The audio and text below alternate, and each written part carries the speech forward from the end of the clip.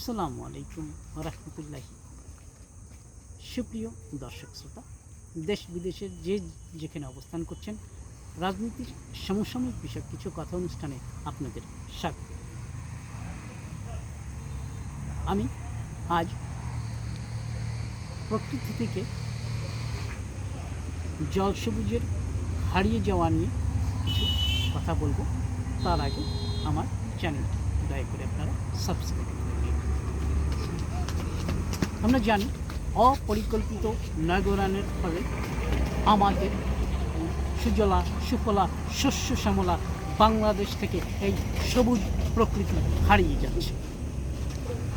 আমরা ধীরে ধীরে নগরায়নের দিকে এগিয়ে গেলেও আমাদের যে সবুজ প্রকৃতি বাঁচিয়ে রাখে, আমরা যে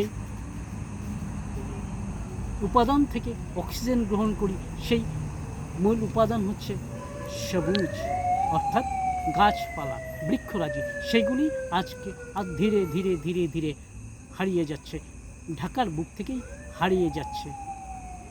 ঢাকা এখন আর জল সবুজের ঢাকা নেই, ঢাকাকে জল সবুজের ঢাকা বলা যাবে না।